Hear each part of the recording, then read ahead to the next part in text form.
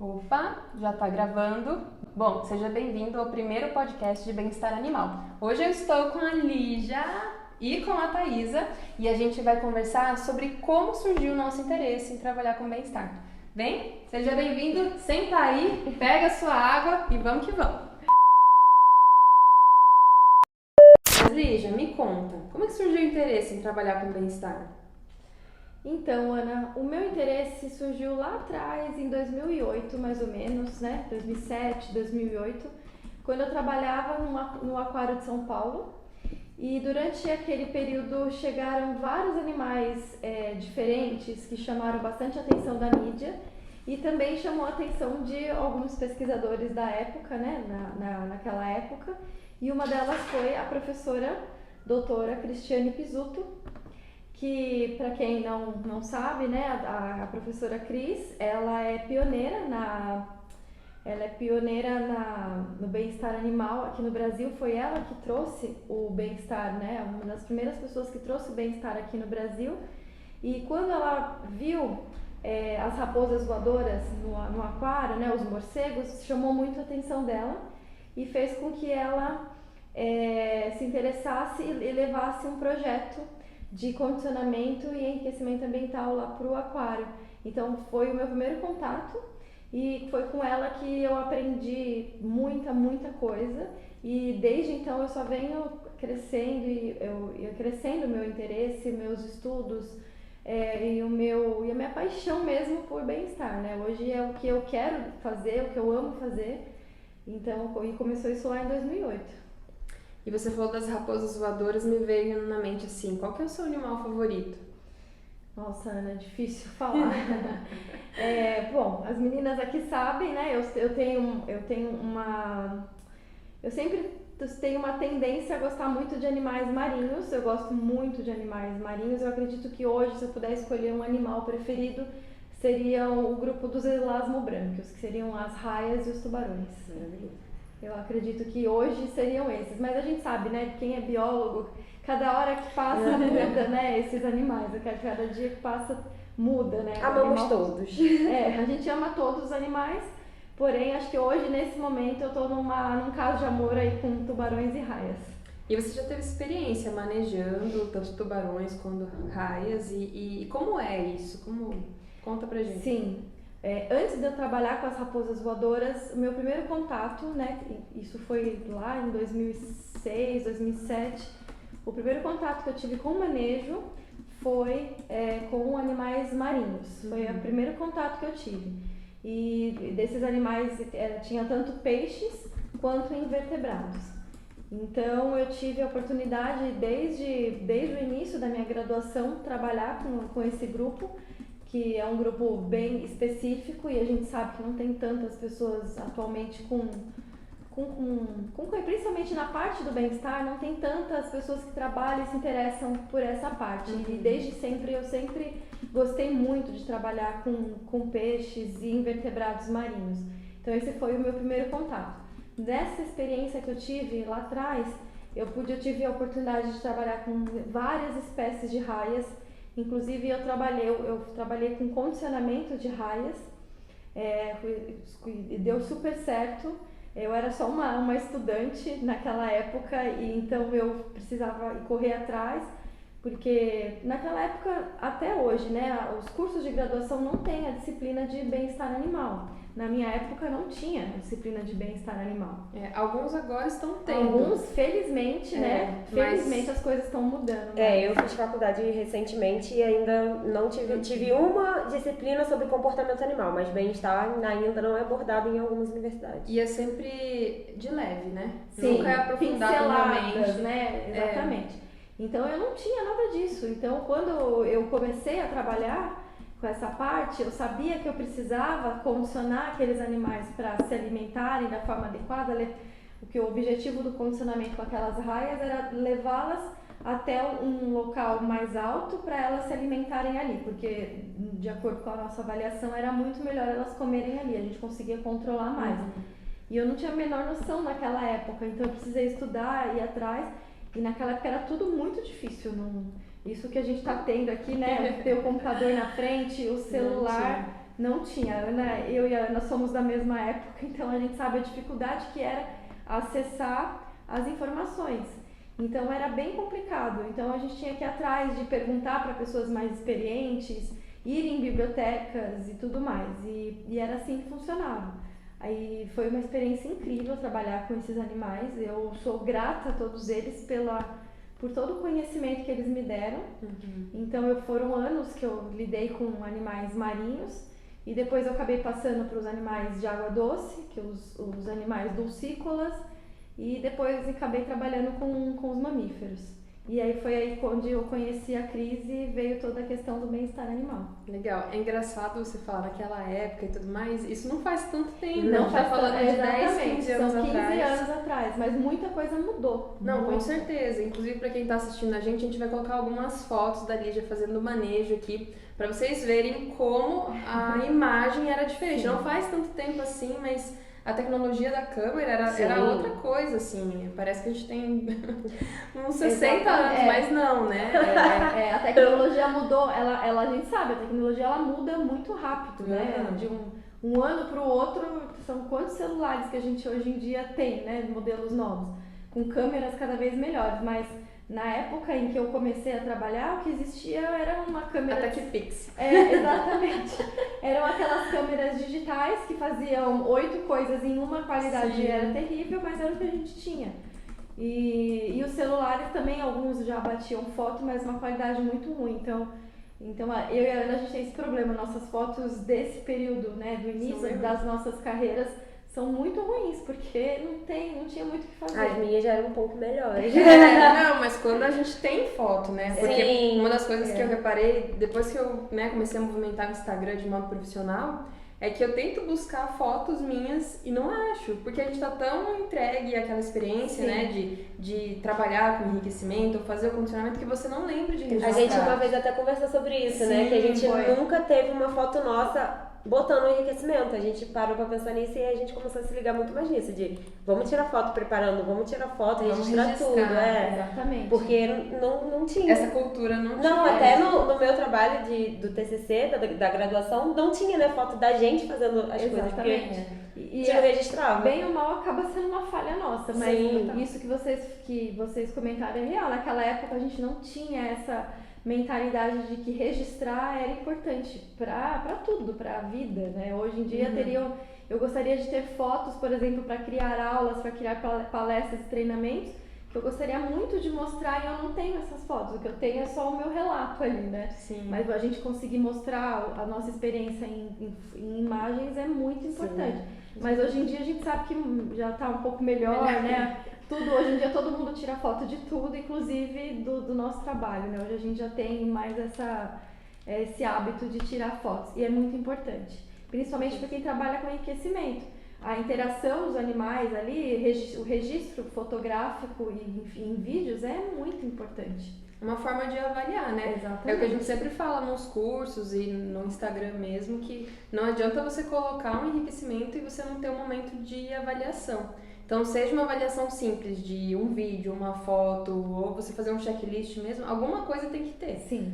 Né? Então, isso é super importante. Até para saber se você está cumprindo o seu objetivo em aplicar aquele enriquecimento ou não. Se tá dando certo, Sim, né? Senão você tá perdendo tempo, você tá fazendo, mais estressando o animal do que fazendo algo positivo para ele. Com certeza. Ô Thay, me conta, como é que surgiu o seu interesse em trabalhar com bem-estar animal? Então, o meu interesse surgiu ainda na faculdade, né? Com você mesma. Eu acho que eu já contei essa história muitas vezes pro pessoal da equipe, que na graduação eu tive a oportunidade de começar já a trabalhar no zoológico desde muito cedo, desde o meu primeiro período, e aí conheci a Ana, eu trabalhava na educação ambiental, que também é algo que eu gosto muito, eu gosto dessa parte de comunicação, sou comunicativa, gosto de falar. Leonina. E quando a Ana chegou no zoo, ela veio com esse mundo novo que eu não conhecia, eu não fazia a mínima ideia de que existia o bem-estar animal, o que era, enfim. E aí eu conheci, e quando eu conheci eu falei, me encontrei, é aqui. E aí comecei a ir atrás dela o tempo inteiro. Virou minha sombra. E fui buscando, e aí ela falava, tá, faz isso. E aí eu ia, estudava, buscava. Quando eu comecei a ver a diferença que isso fazia na vida dos animais, aí eu falei, gente, o bem-estar me encontrou, é isso que eu quero fazer pro resto da minha vida. E não mudei de ideia até lá. Saí dos outros, fiquei um tempo sem fazer nada, sem fazer nenhum estágio. Depois voltei com a Ana, enchi o saco dela, de novo fui procurando ela. E tô aí até hoje, porque não me vejo fazendo outra coisa da vida. Porque quando você vê que você pode fazer a diferença na vida de vários animais, e eu tinha isso desde pequena, que eu queria fazer o bem para os animais. Sim. Só que eu achava que eu precisava ser veterinária para isso. E eu vi que não, eu bióloga, eu consigo fazer o bem para os animais, às vezes muito mais. Às vezes ele nem vai precisar de um veterinário por conta do que eu faço. Então, Eu olhos brilham. Eu falo pra ela que ela nasceu com a bunda virada pra lua, né? Sim. Porque as experiências profissionais que ela teve sempre foram super positivas, Sim. né? E aí ela se encontrou, teve uma passagem na educação ambiental, mas se encontrou no bem-estar e ficou.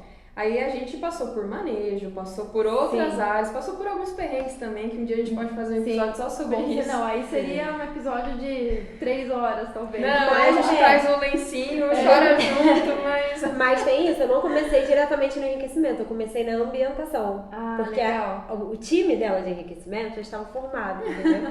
E aí, como eu fiquei no ouvido dela, ela me botou na ambientação. O que é importante também, a gente sabe que é importante. tipo de enriquecimento. Sim, e o que fez parte do meu TCC também. Meu TCC não foi só de enriquecimento, foi de enriquecimento e ambientação. Então, já tive... Bacana. Comecei com uma outra experiência e depois fui pro enriquecimento. Eu comecei na educação também. Antes mesmo de eu iniciar no manejo, minha primeira experiência no estágio foi na educação.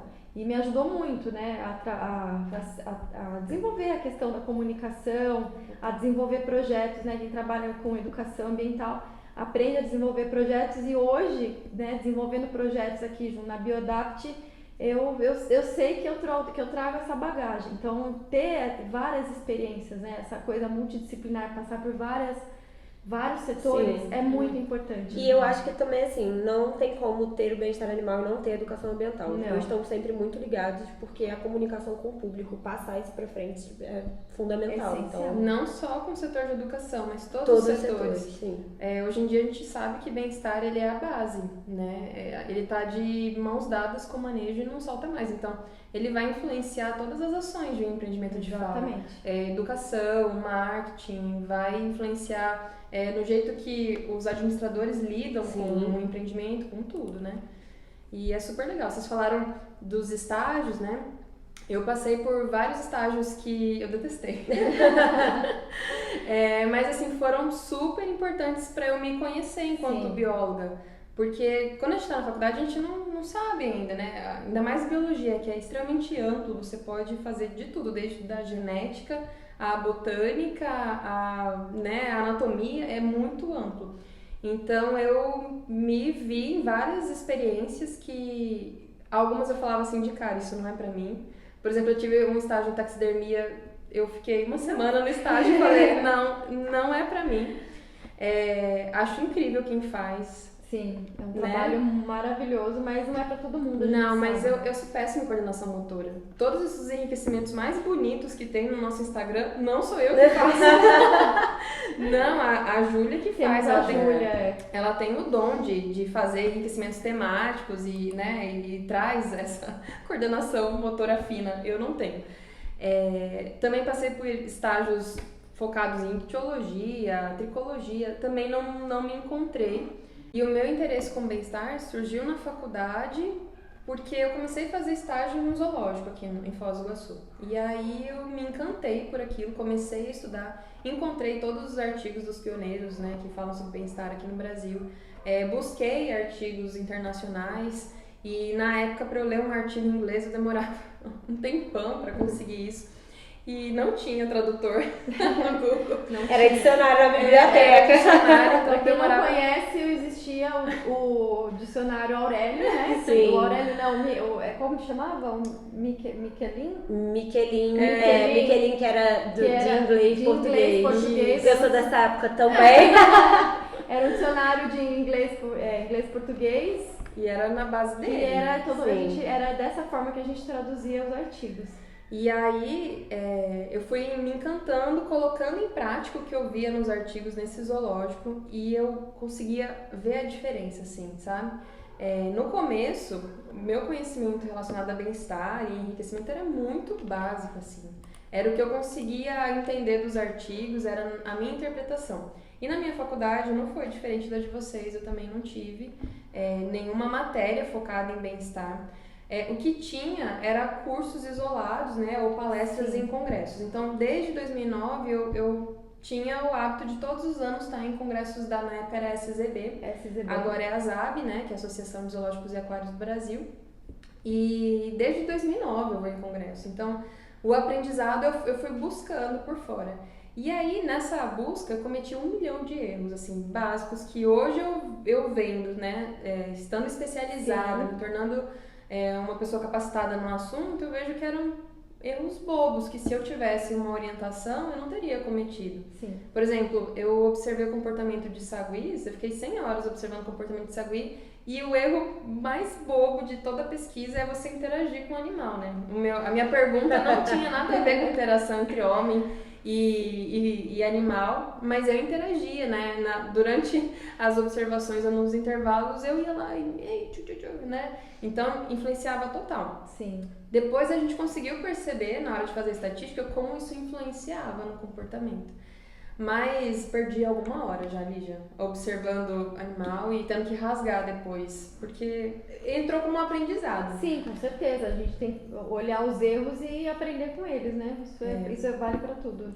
E aí eu tinha uma sede também de trabalhar com conservação no início da carreira. Tanto que a minha especialização é em conservação e manejo, né? E aí eu fui atrás. Me inscrevi num curso lá no Rio Grande do Sul, Me inscrevi no curso lá no Rio Grande do Sul, em Duque de Caxias. Fiquei algumas semanas lá, frio. Oh, meu Deus, que lugar frio.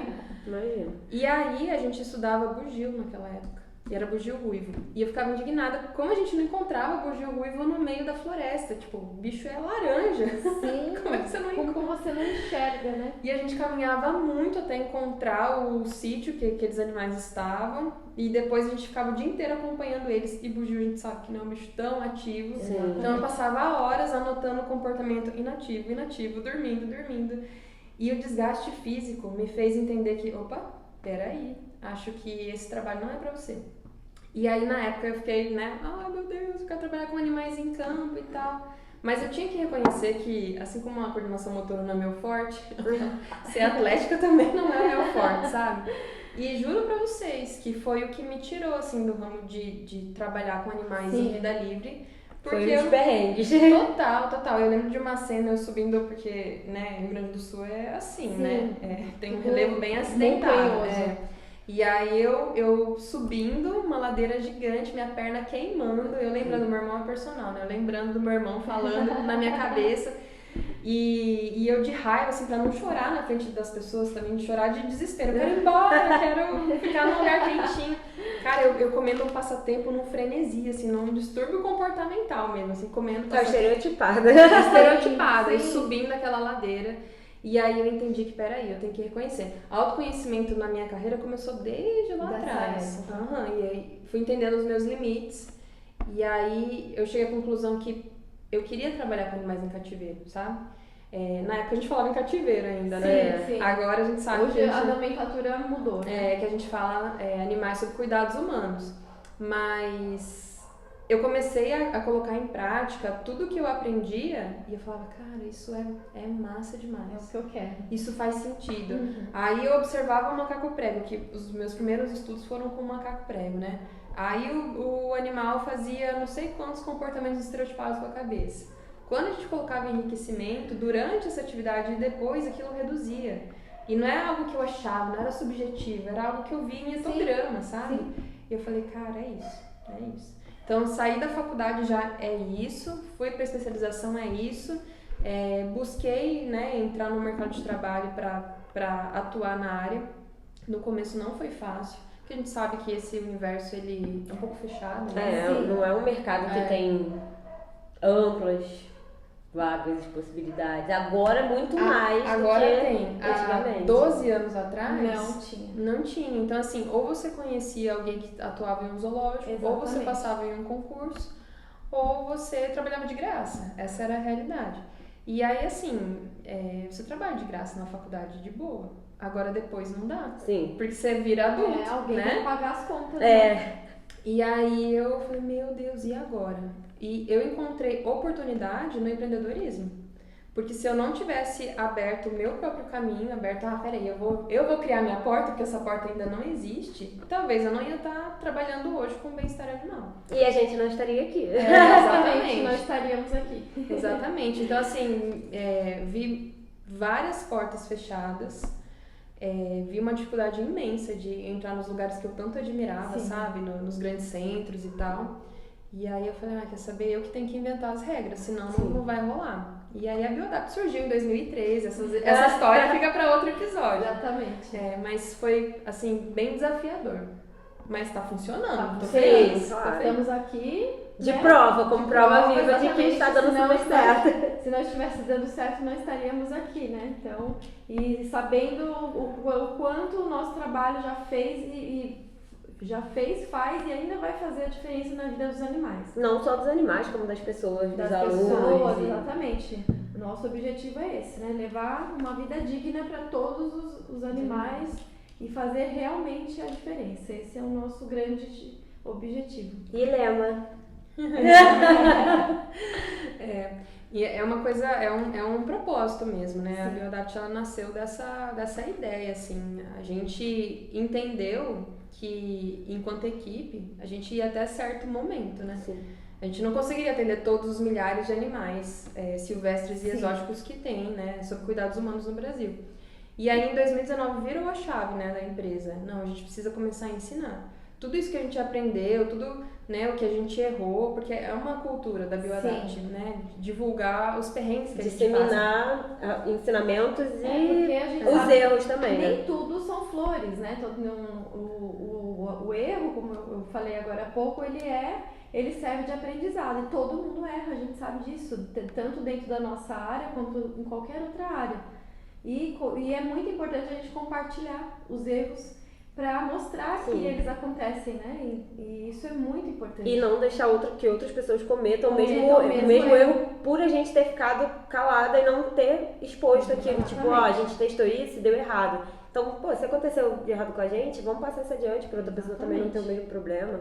Eu só queria fazer um adendo que a Ana falou, que a gente não consegue atender, né, e trazer bem-estar para todos os animais. A gente consegue, só que isso a gente terceirizando, a gente entendeu que a gente consegue fazer isso, mas de uma forma diferente. Como eu falei que eu conseguiria fazer bem aos animais não sendo veterinária, a gente consegue atender animais no Brasil todo, só que não com as nossas mãos, com as mãos de vocês, dos nossos as pessoas que a gente alunos. ensina. Capacitando outras pessoas e fazendo com que elas, né, levem toda a capacitação para a prática. E isso levando para frente. E aí nosso sonho, nosso propósito a gente coloca em prática, né? Só que com maneiras diferentes, a gente adapta. Que é a Bioadapt. Hoje são 370 alunos, né? Sim. Na comunidade do bem-estar a gente tem 40 e poucos membros, mas nos nossos cursos de extensão e tal, são muitos alunos. Então a gente, até esses dias eu coloquei uma caixinha no Instagram, né? Perguntando para as pessoas o que elas queriam saber sobre a empresa. E aí uma das coisas é o porquê que tem tanta gente no Brasil todo, remoto, né? E até em Londres, que a gente é metida. Sim. Né? Isso é internacional. É por isso, a gente tem uma equipe dando suporte para esses alunos, né? Então, imagina fazer essa gestão toda. A Thaisa que o diga. Né? A gente que vai acompanhando. Então, assim, não importa se... Né? Como é um trabalho remoto, então não importa se a Thaisa mora no Rio ou se ela vai morar em Portugal. Ela precisa dar esse suporte porque os cursos, a gente ainda está fazendo muito curso online. Sim. Pode ser que, esses dias me perguntaram também se a gente ia voltar a fazer curso presencial e... Tá na hora! Os cursos, os primeiros, eles eram presenciais, né? Tinha uma parte prática bem intensa, tipo mão na massa mesmo. E aí, por conta da pandemia, a gente se adaptou e fez no sistema virtual. Mas quem sabe esse ano a gente não volta no segundo semestre. Vocês animam? Óbvio! Bom, quem estiver ouvindo a gente ou assistindo, deixa aqui embaixo se vocês animam, se vocês iam gostar, né, de ter um curso presencial com a gente. É importante. Enche o direct dela pra gente viajar no Brasil. Tá certo. Bom, a ideia desse bate-papo hoje era saber um pouquinho mais como surgiu esse interesse. E principalmente saber que é possível trabalhar, né? Com certeza. Hoje eu vivo de bem-estar. Né? Sim, então, vivemos. Eu também. Então, assim, a gente vê que toda a nossa equipe, Todos nós. principalmente o setor que é focado em bem-estar, que são 7 pessoas, essas pessoas elas vivem de bem-estar. Fora os nossos alunos que a gente sabe que prestam consultoria, que trabalham em zoológicos, em aquários, em mantenedouros, né, que também vivem de bem-estar ou de manejo. Então a gente sabe que isso é possível. E aí a gente sempre estimula, ou você encontra esse caminho, se você não encontrar um caminho pronto, faz que nem eu, pega um facão, meu filho, e vai abrindo essa mata e vai você desbravando tudo isso, que com certeza você vai ser pioneiro, você vai ser referência naquela área. E tem tanto espaço para crescer? Sim. Com certeza. Como a gente já falou em outras oportunidades, animais mantidos sob cuidados humanos vão existir sempre. Então, sempre vai ter espaço para trabalhar com bem-estar animal. Seja em zoológico, seja em mantenedouro, seja em aquário, seja como pet. Seja dentro da nossa casa, né?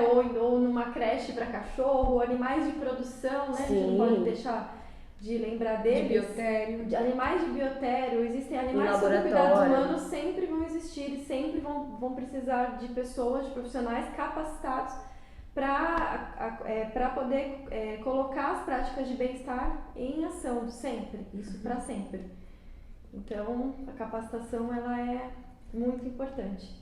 E acho que uma mensagem assim, que a gente poderia deixar no final é que esse mercado jamais vai estar saturado. Não. A gente sabe pelo IBGE e pela Forbes que são milhões de animais que são mantidos aqui no Brasil, seja por tutores ou por empreendimentos, né, por instituições. Então, assim, existe o mercado. O que não existe, Lígia, isso talvez é a minha opinião pessoal, é um mercado pronto.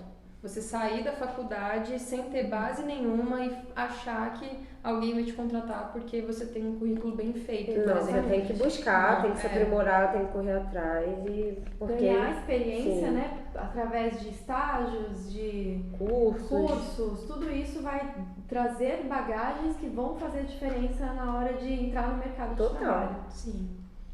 E, bom, eu queria agradecer vocês por estarem aqui hoje. A gente que agradece. Isso, esse é só o primeiro episódio de muitos. A ideia é que a gente tenha esse podcast com bastante frequência. Se vocês tiverem sugestões de temas que vocês querem que a gente fale em relação ao bem-estar, quanto que a gente ganha, quanto que é remunerado um profissional que trabalha com bem-estar, quais são os perrengues que a gente passa, sim a gente vai sentar aqui e chorar. Ou quais são as vitórias, o que vocês quiserem saber. A ideia é que esse podcast a gente se aproxime ainda mais de vocês, tá? Sim. Então deixa aqui embaixo pra gente saber qual é a sua opinião sobre, qual é a sua sugestão. E obrigada pela sua atenção, a gente se vê no próximo. Obrigada, tchau. Meninas!